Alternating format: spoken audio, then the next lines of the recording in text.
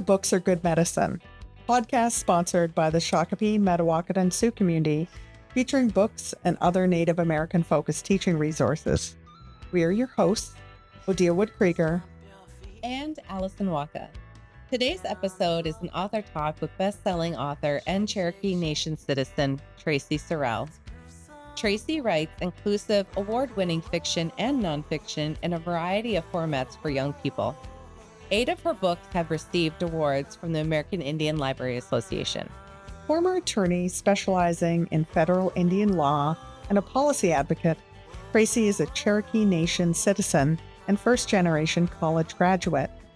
She lives within her tribe's reservation in northeastern Oklahoma. In this episode, we talk with Traci about her middle grade novel, Mascot, which she co-authored with fellow BIPOC author Charles Waters. This book tackles the hot-button issue of using Native American mascots in schools. We discussed how it can be a tool for educators to broach this topic in classrooms. We also chatted about Traci's other books and latest projects. Listen to the end for a giveaway opportunity. We hope you enjoy this episode. Good morning, Traci. So grateful that you're here with us. Welcome to Books Are Good Medicine. Folks will see that I'm by myself today. Allison Waka unfortunately couldn't join us today, but I'm so grateful that we have this opportunity for the two of us to have a chat. So I've heard your name many, many times from a mutual friend of ours, a little 5-foot birdie that goes by the name of Monique. And he has lovely, lovely things to say about you. And so I'm just so grateful that we have the opportunity to chat today.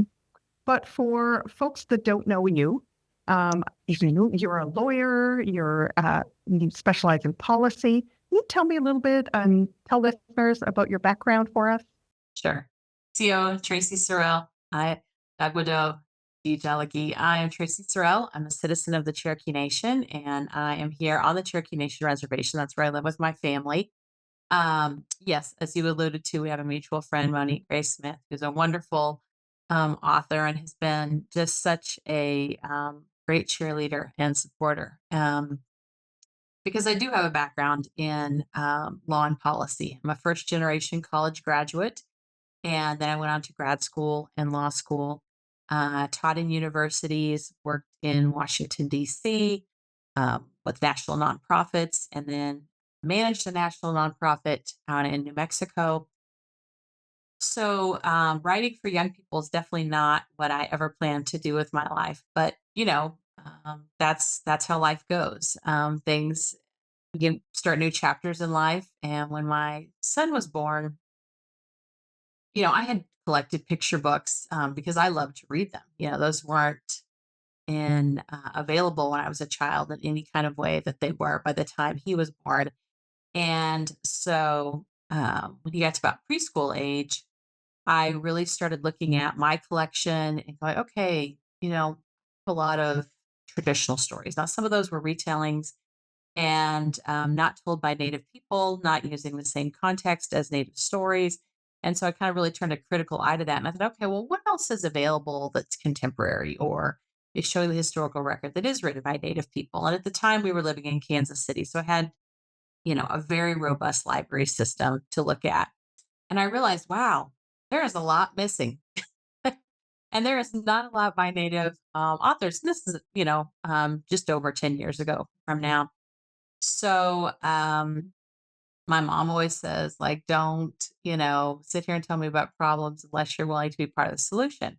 So I thought, okay, how do I, because, in my previous jobs and just in life, it's kind of like there were always lots of problems and, what can I do to solve? And so with this, it was really the same thing. And that's what motivated me to start writing for young people was looking at a lack of fiction and nonfiction that showed us in our full humanity, whether that's Cherokee people or, people from other Native nations.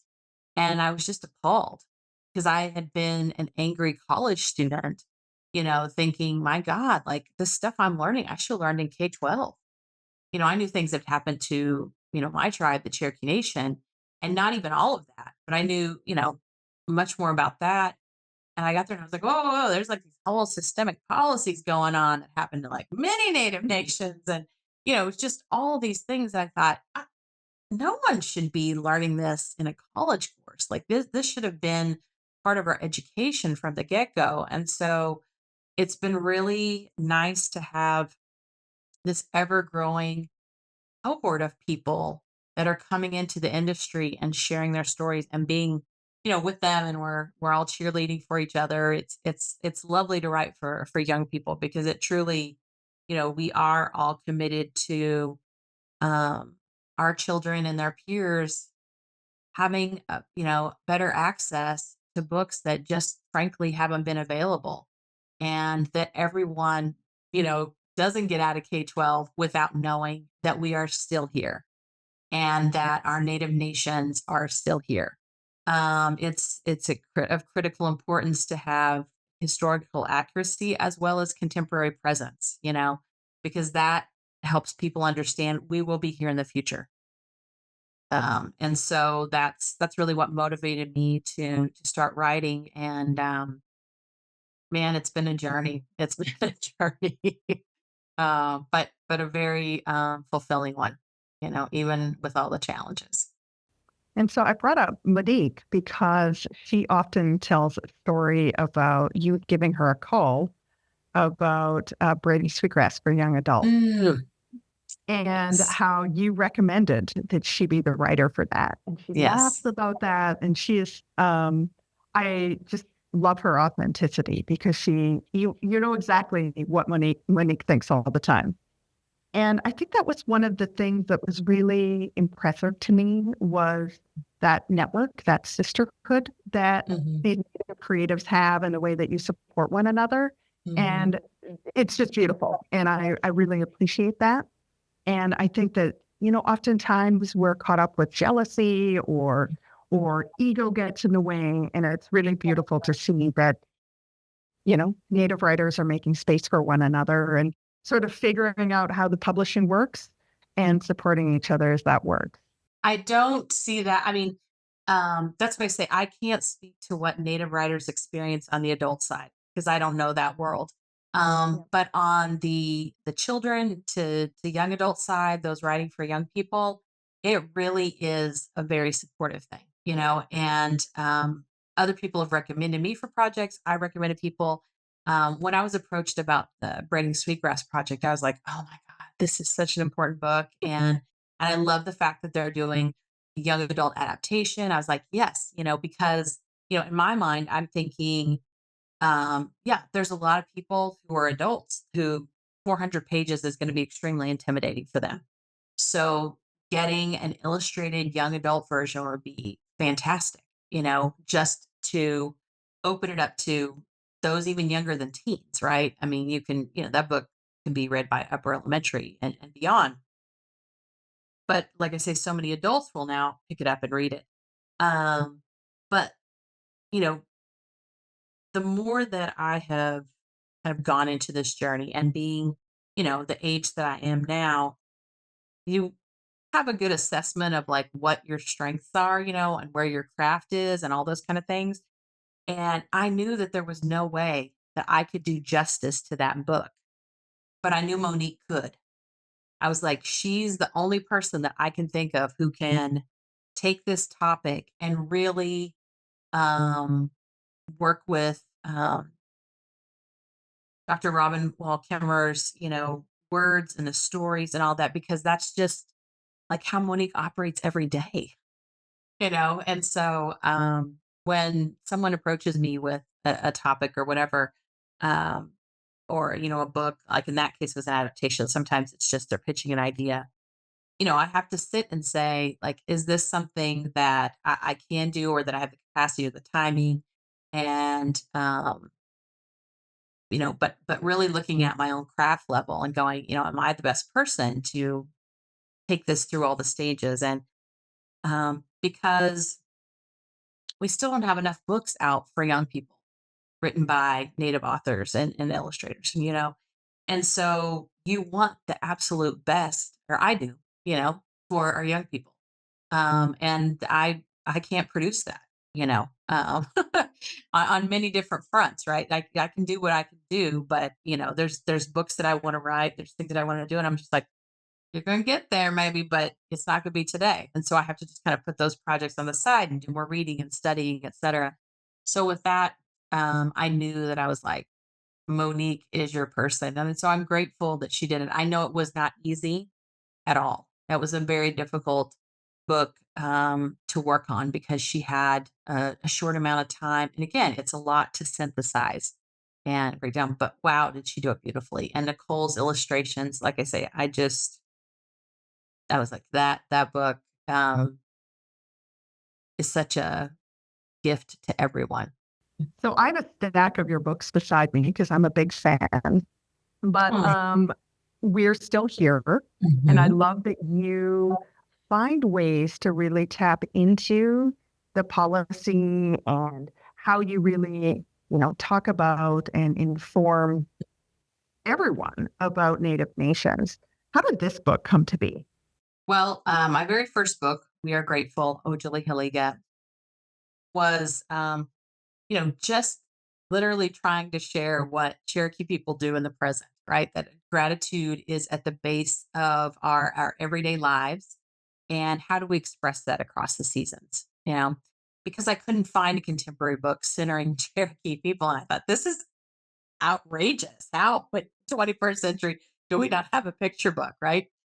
So after that book came out and, it got lots of acclaim, which I was, of course, very grateful for. The editor, Karen Boss at Charlesbridge says, I want to do another book with you and Frenay. What do you want to write about? I said, well, I would love to do a picture book about law and policy. And I said, all these kids across the country are, you know, taking these units in elementary school between like third and fifth grade. They're Native Americans unit. And I said, I'm hearing from, because my son wasn't in those grades yet, but working on it. And so getting close.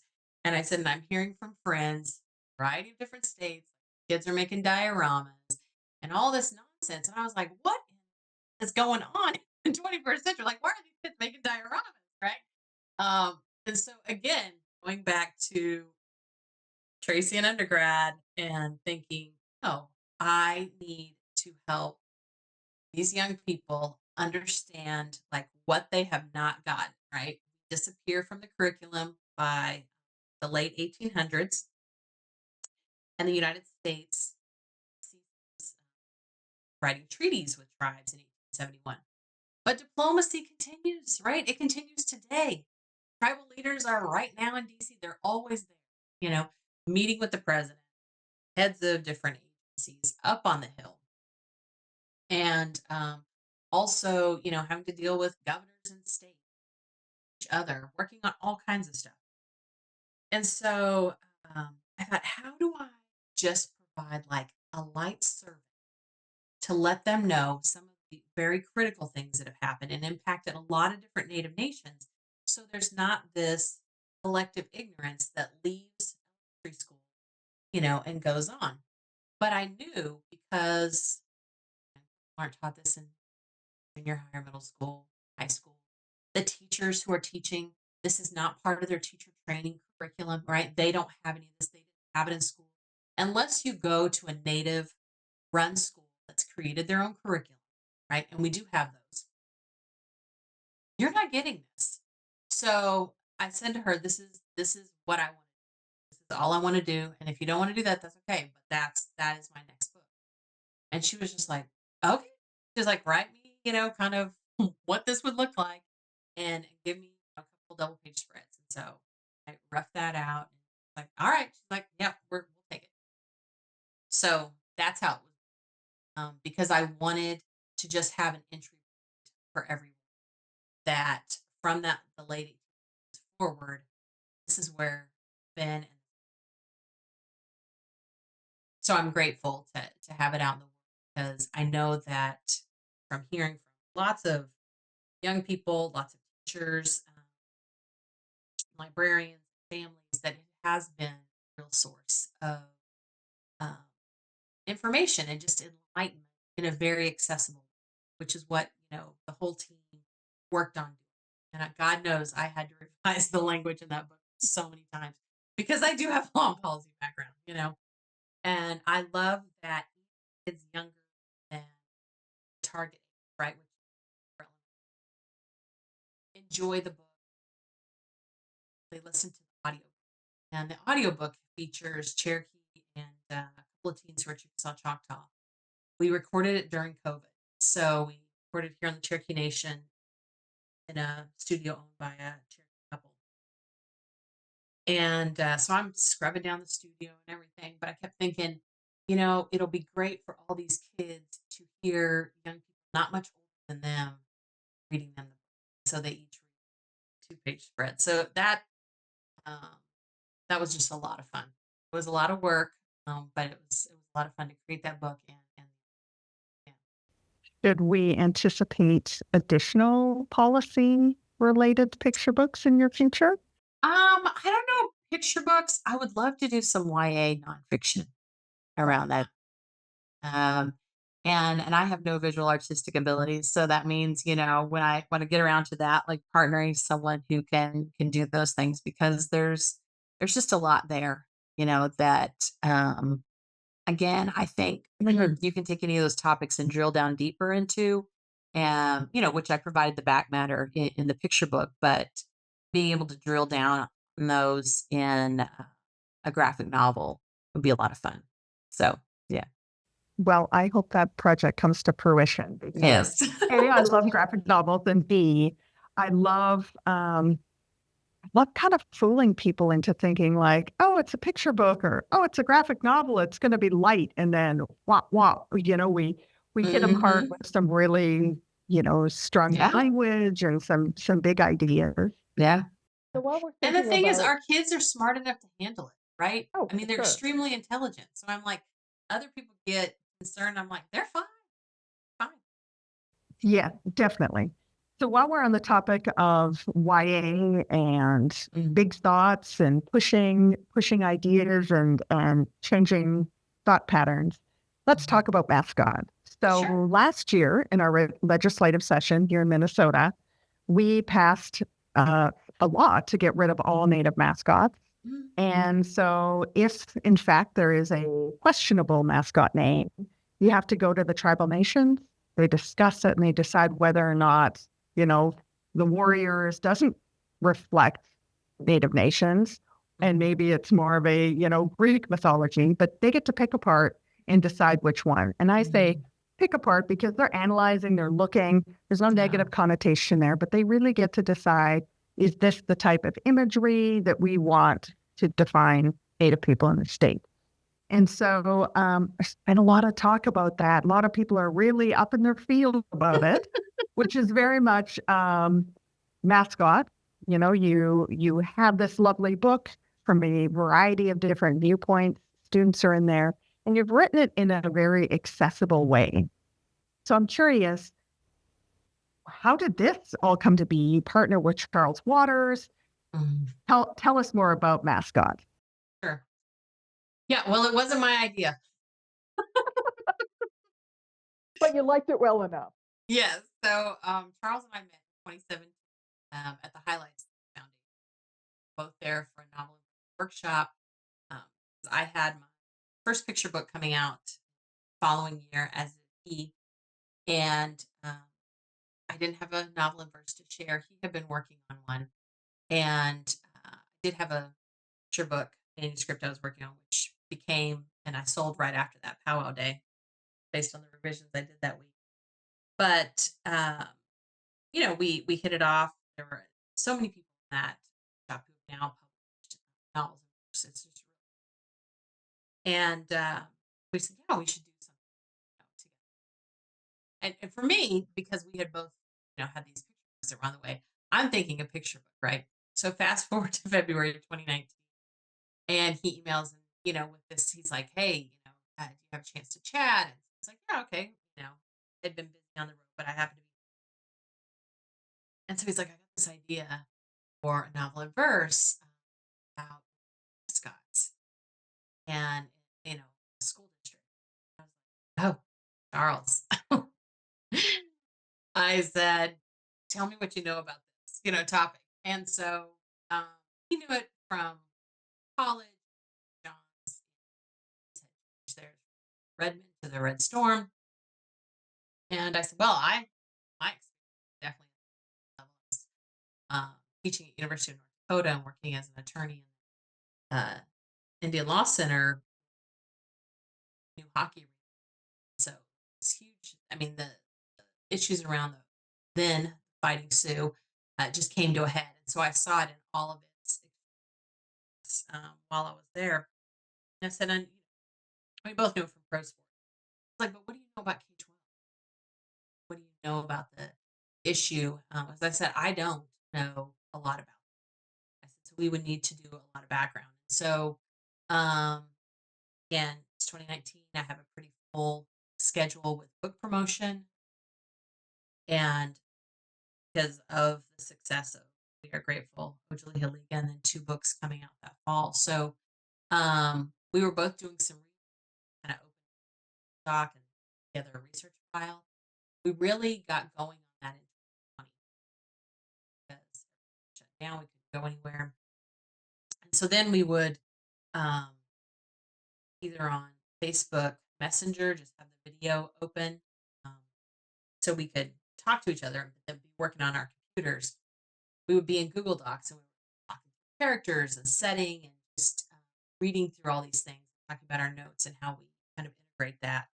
And the novel in verse definitely seemed like the best way to do it because there is a lot of emotion around this issue, and poetry is, using free verse poems gave us a lot of room to use big emotions without weighing down and a lot of prose because sometimes prose can just hit you in the head. We needed the white space. So yeah, it was a whole process to put that book together. But not being able to ever be in the same place, started living in New York City, we started in Atlanta. And like I say, I'm here reservation. So, between Zoom and Facebook Messenger, video, on our phones, on the computer together, we work through stuff and we give each other homework. But Dr. Stephanie Freiberg, who's now at the University of Michigan, she's done wonderful work with her dissertation. We had over 75 um, research articles, dissertations, press, all kinds of background that we read through. Because again, you can't present a book to young people who are going through this, right? Who are in a school environment where there's a native mascot, or they're playing against a school as a native mascot and seeing this dynamic and then not knowing it really intimately themselves. And so we relied heavily. What is the impact on students? What is the impact on non-native students in these environments? So that helped. Wow, that's Yeah. that's a huge project. I am curious, did you and Charles take different characters on? Each wrote separate prose? Yeah, we both, like I say, had settings that we came up with, building, kind of based it outside of DC because, there's often this thing of like, well, this is a very environment. It's an international city. It's our capital. All these embassies and highly educated, more affluent population. It's like, yeah, but they had a racist mascot for years, and like no one was shutting down the stadium operating or the freeway. Like there was just no huge protest. People were not really getting behind what was going on to the extent that it was always Native nations and Native individuals that really lead that change. And so, similarly with the characters, I, obviously informed a lot of Callie because of just my background growing up in Cherokee Nation and, growing up and being friends with and close to many Black Cherokees because they're lived in, neighborhood. or, when I was out in the country, they lived out in the country, there were people out in the country too, went to school with them, been friends with them in my entire life.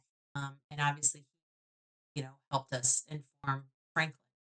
And with the others, we had to have other people help us. I mean, having lived in DC, I knew there was a huge El Salvadoran population. And again, I had lived by, worked with, been friends with El Salvador. I didn't have the experience of, what is a young boy who El Salvador immigrates as a child of after his parents, right? But again, work in a wonderfully collaborative environment. Lato Linus, who is a picture book author, El Salvadoran teacher out in Los Angeles, did immigrate as a boy in elementary school to the United States. And so I said, look, Spanish is my second language, but I don't know El Salvadoran slang. So I need your help with this. And just to make sure that we are very accurate pieces for you. And so I just talked with some library earlier this week. I said, why did you use Spanish?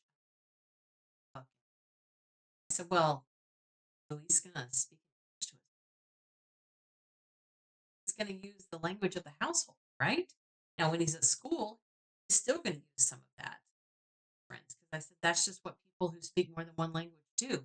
Those words come into the regular language. At home, heavens, he's never going to speak. I mean, his parents are having to speak English at work, and in Spanish to some people. But I was like, at home, they're going to use, language at home. So, yeah, it was, like I say, a lot of work on many levels, but it was this great puzzle. I had to learn how to use Excel because we had to track for each chapter speaking, and because not everybody needs to weigh in on everything. Not everything pertains to all of those characters.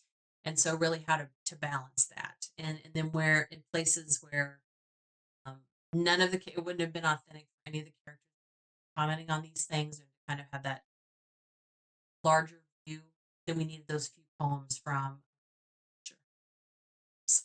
in there as well. So yeah. So we started out, say crafting that and working through poems. Um, and then we would edit each other's poems. So, people say, oh, did you write this? Did you write that? Like you can start out working on those, but then it's all an amalgamation because of so many drafts we went through and marking up each other's stuff and things. So that was, like I say, the beauty of Google Docs is that we could go in and be like, no, that's not, they're not going to sound like that, And even on things that, like he had something one time and I was like, "Well, it's not going to say that. You know that. You know that. So I'm changing this. He's like, yeah, that's fine. So it was, like I say, a lot of work, but also um, really satisfying. We have, like I say, an incredible editor. Love Full Night Heart. I love her artwork on cover. If people haven't taken off their book jacket, I'll just tell you now. Get off. The dust jacket off. There is a boss right here. So if you haven't read the book, you'll figure it out if you read the book. If you have read the book, you'll know that's one of those fun things the design team. So Well, I'll have to take my book jacket off because I know. Yes. I'm one of those people that carefully holds the book open so I don't break the spine. I start to hyperventilate when people bend corners of books or snap the spine, and I'm just like, whew, having a moment. So yeah. I'm like, you can use a little tab. Don't write in it. Yeah. Sticky note, don't highlight. Yeah. Yeah. I was like, this is not a college textbook. Right? Don't ruin this. Don't ruin this. So it should be noted that Charles Bridge, there's a teacher's guide that accompanied the book as well, and it can be downloaded. And we'll link to that as well, so people can find that. Yeah. I do want to mention another teacher's guide. So when you were working with Learner Publishing for Classified, we had this lovely book. as well. And so we can link to that one. But it's so much Yes. fun. And classified, you did it's with Millbrook, but also part of Learner Press as well. Yes. Yes. What brought about classified? That's one where I had been chatting with Carol Hens. I don't even remember now if it what conference it was. Met, but maybe it was through social media. But she says, hey, interested in figures. What do you think about writing a biography of Ross? And uh, yeah, probably not because I have no math and engineering skills, right? And I mean, I knew like this woman, is brilliant, and, and she's on the ground floor of aerospace engineering, right? It's not even a field or a major, some classes, um, but it's literally growing, becoming a field that are doing. So I was like, oh. So I said, let me just look and see what's been written about her. So all I could find were she had been added to like anthologies of women in STEM. And so it might be, a couple paragraphs or a page or 2 pages. And all of them mentioned that she was a citizen of the Cherokee Nation and that her great great grandfather had been our principal chief before, during, and after the forced removal from our homelands. So that was good. But then that was it. And I was like, well, but she's not doing what she's done, given when she was born. And at the time she's getting education, like if she's not a Cherokee person, it's not happening. I mean, because I grew up in Oklahoma many years after her, but I just know, um, and so I said, if I can approach it from the fact that she, given who she came from and the values of our community, I said I can see very clearly what she done. I said, and I have found an article, an interview with her done just a few months before she dies, where she attributes, her Cherokee background and her aptitude for math as what, so it was like my hypothesis, I found, because that's the thing I tell readers all the time. I was like, you can have whatever ideas about someone that you want. I said, but unless they've said it themselves, you don't get to write that story. I mean, it's just utter fiction. And I can't write utter fiction about someone's life now because she's left interviews, right? She's left a trail of who she is and what her experiences are. So that was hugely pushing me in the direction of I can do this because of that interview in our tribal newspaper that, she attributed to that. And then I met with a cousin of hers who said, all of her stuff is in the archives at her undergraduate alma mater. So I went over there, 20 some boxes I went through, and she literally gave me the back matter for that book. There would not be the richness that is there in that detail had I not had access to all of that stuff. So that's when you know that the ancestors, the universe, like this, yeah, you need to work on this. So I was like, okay, all right, well, I'll fit this in. I didn't plan to do this, but Carol was lovely to work with, as was the art director Danielle Carnito, and of course, I love Natasha Donovan's. She just does an incredible job, and she's great whether she's doing graphic novels, picture books, etc. She's incredibly talented. So um, yeah, I had to move out of my comfort zone, and contact these native engineers at NASA and say, I'm so sorry. I know nothing about any of this, but Mary has all of these calculations that she's written down her beautiful handwriting in these notebooks.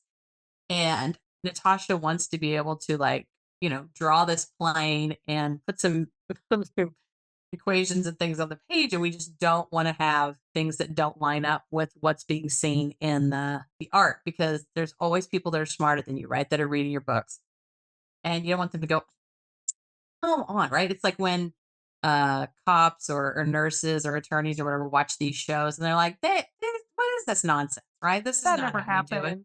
Yeah, or writers who someone's gotten an agent in a day it got sold a bestseller overnight. I was like, what are you talking about? So I did not want to do that. And again, people are just very gracious and generous, and so they were wonderfully helpful with those questions and helping us, make sure that we had the art accurate as well. So it was a lot of fun to create that. And then, with all nearly every book, I have resource guides, but I feel like that's a critical component. I mean, some people say, well, people should just be able to read the book and enjoy it.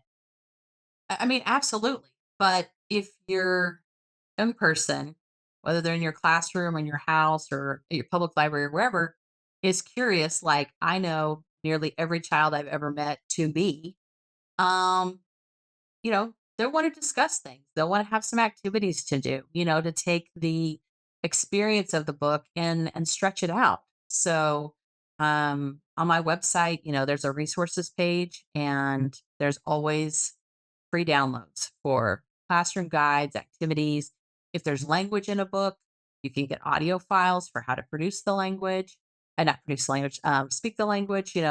Someone is a speaker is, recorded those. So yeah, any way that I can help them learn more about how the book was created, as well as how to take what's there and process it to mean, something for them and their life. I just think that's important work to be doing. So I'm a member of NetGalley, and for listeners who aren't Mm. aware of NetGalley, you can sign up to get early releases or access to books that are coming out. So I read Clack Clack Smack, your Cherokee stickball story, Yes. and Back loved behind it. me there. Loved it. Do you want to grab it and show it to folks so they can see the Sure. cover? Yeah. All right. So love this book. Love how inclusive it is. Love the language. And beautifully done. When does it come out? August 6th. By the time this podcast comes out, it will be available for Be in folks. the world. Yay. Good. Yeah, it's a lot of fun. It is an action-packed book. So that's I love that. Love that these kids, as you do when you play our stickball game, are, running around, they're flying through the air, and you often land in a pile, very often, going after the ball. So yeah. Such a fun book. And so will the language also be available on your website when that book gets released? Yeah, we haven't uploaded that yet, but yeah, that will be available. So good. And it's just such a feel good story and inclusive and for coming Mm. together or, to work together as a team. And I love that. Oh, but no, I So, appreciate that. so as we start to wind down, I just have a couple more questions for you. Sure. And what do you wish that educators knew about Native Americans and maybe Cherokees in particular? Because I feel Mhm. like we're Cherokees are often Maligned. right. I mean, right. Everyone knows about Cherokees, but they don't know anything. You know what I'm saying? I mean, like we joke and we call it a generic kind of thing that folks are like, oh yes, and so they attribute these things that are often very new age. And I say, really, when I work on books, I'm working with culture keepers, wisdom keepers, first language speakers, and I realize how much I don't know. I mean, like it's a lifetime of learning to be who you are. And so any attempts to kind of shortchange that are insincere. And so what I say to educators is I don't expect you to know everything about law and policy for Native nations or all the particulars of these different Native nations. But what I do hope is that you know whose land you're living on, and that your students recognize that, for the most part, in some cases, those Native nations may not still be in existence, but many of them, may have been moved into other areas with other nations. And so there's a conglomeration of people in one reservation that go on the website of those Native nations and recognize that they are still here. There's lots of information about history and culture and what their laws and policies are, what they are doing today. Always assume they are still here, and very much present. And so, where I feel like these books are a starting point, the learning really comes from connecting to who we are in the present and then going back, right? I mean, because our kids, are young and they need to be, I don't need to be going to school visits or anybody else and getting there and saying, do Indians still exist? Do you, ride horses? And which I've had, right? And just within the last 5 years, like, yes, I drove a truck to the airport to get on the plane and come see you. That those types of things we don't need to be having in the 21st century. And so it's very easy. I mean, the World Wide Web makes it extremely easy for young people to find things. Granted, if you just type in Native Americans or Indians on Google, you're going to get pictures from, uh, the 17 and 1800s, paintings or sepia toned photos and those kinds of things. But that's why it's important to go to those websites of the Native nations themselves. So, what's next for you? What's coming down the pike? Yeah, so I've got after Clack Clack Smack comes out, I have two picture books. I mean, board books that come out in September. So for the littles, I've got On Powwow Day, which is not an adaptation of the board book. So it uses the art from the board book. I mean the picture book, but the board book is accounting, colors, and sound words. Thing. So it's got a little bit looking different cover. And then there's a 4 book set from taking We Are Grateful and breaking each season down into a small book. It's a box set and it will just be in English. And that's from the birth to kind of 2, maybe 30-year-olds. Fantastic. And they're big, chunky board books. And so they're just so darn cute. So there's not Cherokee language within the book because we had to keep it simple. But I love both of those. And right now I'm actually working on 2 different books. One of them I can talk about. It's been announced. It's called Remember the Removal, Cherokee's Riding the Trail. And that'll be out in 2016. It's a middle grade nonfiction photo illustrated book that I'm co-authoring with Will Chavez, who was part of the inaugural ride 1984. The Cherokee Nation has young people from 16 to 24 that annually retrace the trail on bicycles for about 3.5 weeks in the spring, late May to mid June. So he's the coordinator of the ride, like I say, a member of the inaugural group, and also the assistant editor of our tribal newspaper, the Cherokee Phoenix. So he's a busy man. We're working on that and should have that finalized this fall, and then they'll put all the pictures and stuff with it. And I'm looking forward to that being out in the world. Yeah, I can't wait. Yeah. can't And wait to another see that. nonfiction So, picture book, but I just can't talk about that yet. I forgot I have one additional question for you. So we have a Native American summer school program called the Freedom School based on the summer freedom. And we have a Native American version of that. And so a good friend of mine, Danielle Grant, she'll love the shout out. She read Powwow Day and she was like, okay, all of the kids said, well, what was she sick with?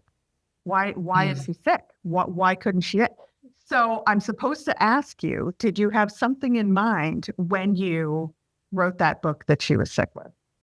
Yeah, I did not specify in there, obviously, right? And it could be a number of things. And the book came out, in 2022 after COVID. So some people thought, like, did she have COVID? Did she have long COVID, right? But a dear friend of mine. So if you look at on the grand entry page, you see the flag that they're bringing in, the tribal flag, which is Sault Ste. Marie. Fast forward to a different book. So Ancestor Approved is a middle grade anthology. And I wrote a story in there that's connected to Powwow Day. So those of you who've read Powwow Day, you can go and read Secrets and Surprises in that. And it's the same family several months ahead in time, but the story happens told from Amber, the older sister's perspective. And what you learn in that story is that dad is from Sault Ste. Marie and mom is from Turtle Mountain. So I have a dear friend from Turtle Mountain, and her daughter had childhood cancer and recovered from that. And I just, because I was thinking about like what would it be like for a child who's a jingle dress dancer who is used to going out and dancing on behalf of others, right? And they're healing. And now she has to not participate, right? And just sit and take in that other people doing that for her on her behalf and others who are ill. And so it was inspired by thinking about, my friend and her daughter. But yeah, it's interesting because people will think, oh, did she have long COVID? And I was like, I don't say, because there are many things that can make someone, not be able to participate. And of course, like I say, that was written a long time before a pandemic. When I did a presentation last year, but the kids were like, well, how long did it take? And I said, yeah, that book, it took, nearly 8 years to get from the first draft to when it hit the shelves. I said, so those of you who are, younger than that book's older than you are. Well, thank Um, you for that backstory. And thank you yeah. so, so much for, your generous time and your knowledge. It has been such a joy to get to know you better. Mm, Like I said, your reputation that precedes you, and you are even more lovely than mm. everyone told me that you would be. And so just thank you for what you do and your incredible stories and helping get, authentic voices into classrooms. Well, no, well, like I say, I have a wonderful village around me, and it starts with my family and the concentric circles that go out from there. From, like I say, lots of Cherokee elders, speakers, community members, culture keepers, and then those who have just mentored and loved on me over the years, right? Through whether it's been education, different learning environments, friends, and now, all of these wonderful people who are creating books for young people and the book teams that I get to work with. I'm just truly grateful every single day for all of them, because I could not it this is I tell young people all the time, this is the most difficult writing I've ever done. And it is